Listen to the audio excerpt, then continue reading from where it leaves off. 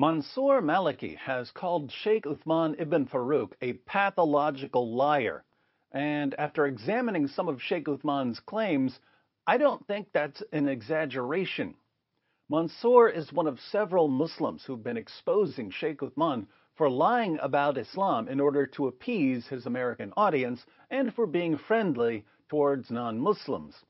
But while we all certainly respect the honesty and integrity of the Muslims who keep exposing Sheikh Uthman for lying, we can't stop wondering why they're exposing Sheikh Uthman. The reason we don't understand why Muslims like Mansour keep exposing Sheikh Uthman's lies is that we think the Muslim sources promote deception in certain cases. In other words, we think that when Sheikh Uthman lies to us in order to conceal his true intentions, he's doing exactly what he's supposed to do according to the Quran and Muhammad's companions. But this would mean that when Muslims like Mansour expose his lies, they're actually going against the teachings of Islam. But we could be wrong here, and we are open to correction. So I said yesterday that I had one more question for Mansour. My question is about TAQIYA. When most Muslims think of TAQIYA, they think of situations where someone is going to kill you for being a Muslim or for being from the wrong sect of Islam, and so you deny being a Muslim or deny being from the wrong sect of Islam. Lying in these cases is permissible in Islam. But there are other situations where lying is permissible, and as I'm reading the Quran and commentaries, Sheikh Uthman seems to be justified in Islam when he deceives us. Let me go through a verse of the Quran and a commentary so everyone knows what I'm talking about, and then I'll ask Mansour if he can clear this up for us. Surah 3, verse 28 of the Quran. Let not the believers take disbelievers for their friends in preference to believers. Whoso doeth that hath no connection with Allah, unless it be that ye but guard yourselves against them, taking as it were security. Allah biddeth you beware only of himself, unto Allah is the journeying. So, don't take non-Muslims as friends instead of Muslims. If you do, you have no connection with Allah, unless it's to guard yourselves against the non-Muslims. This sounds like it's saying, don't be friends with non-Muslims unless you're in a situation where being friends with them could help protect you. Notice, there's nothing in this verse about pretending not to be a Muslim. This verse is about pretending to be friendly instead of hostile. Let's read Ibn Kathir's commentary on this verse. The prohibition of supporting the disbelievers. Allah prohibited his believing servants from becoming supporters of the disbelievers, or to take them as comrades with whom they develop friendships, rather than the believers. Allah warned against such behavior when he said, and whoever does that will never be helped by Allah in any way, meaning whoever commits this act that Allah has prohibited, then Allah will discard him. So Allah will discard Muslims who become friends with non-Muslims.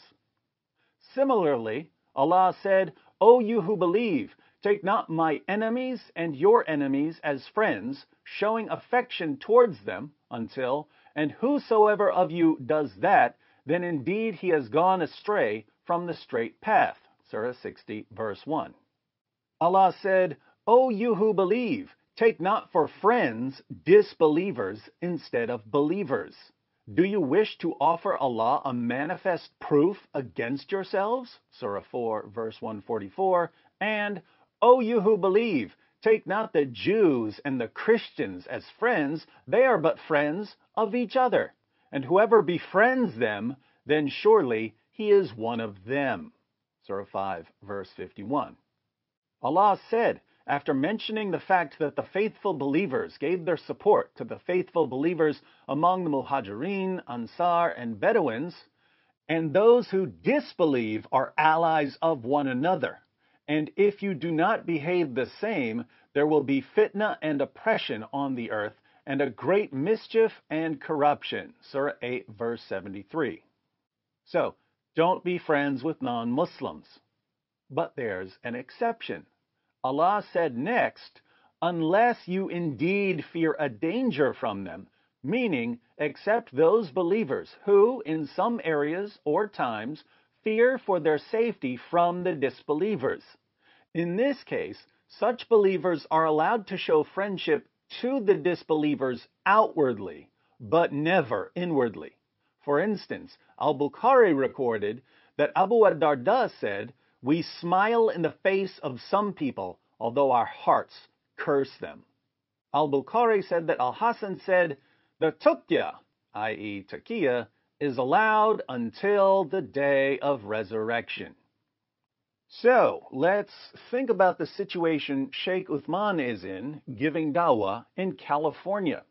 Sheikh Uthman has admitted that his goal is to subjugate the entire world, force all non-Muslims to pay jizya, and enslave the wives and children of anyone who refuses to pay. That's his goal, he admitted it.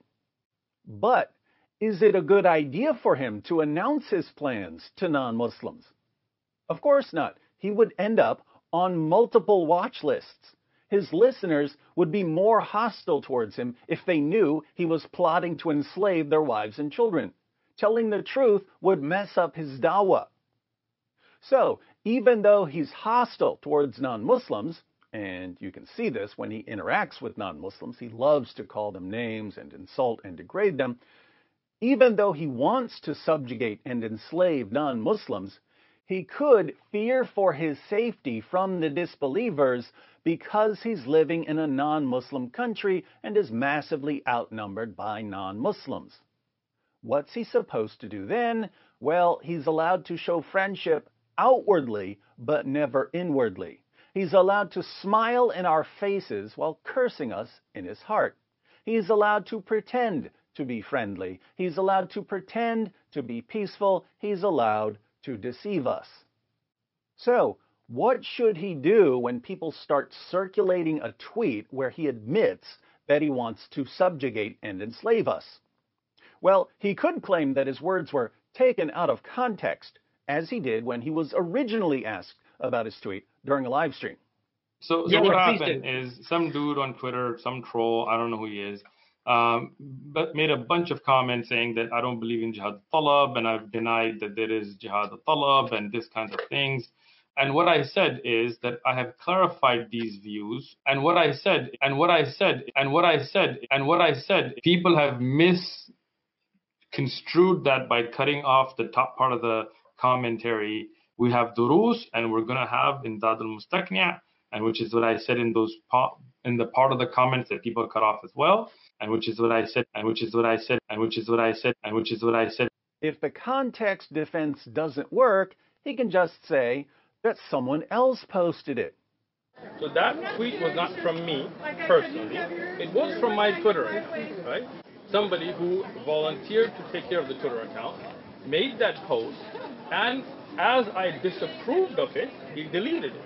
As far as I can tell then, when Sheikh Uthman lies about his agenda, when he lies about what Islam teaches, when he lies about the Quran, when he lies about the Hadith, when he lies about the commentaries, when he lies about Muslim scholars, as long as he's doing it to deceive us about his agenda, he's perfectly in line with the teachings of Muhammad.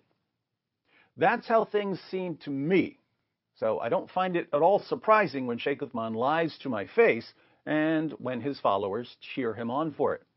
But Mansour and a number of other Muslims disagree. They believe that Sheikh Uthman is doing something terribly wrong when he lies about Islam. So they clearly have a different understanding of what's permissible here.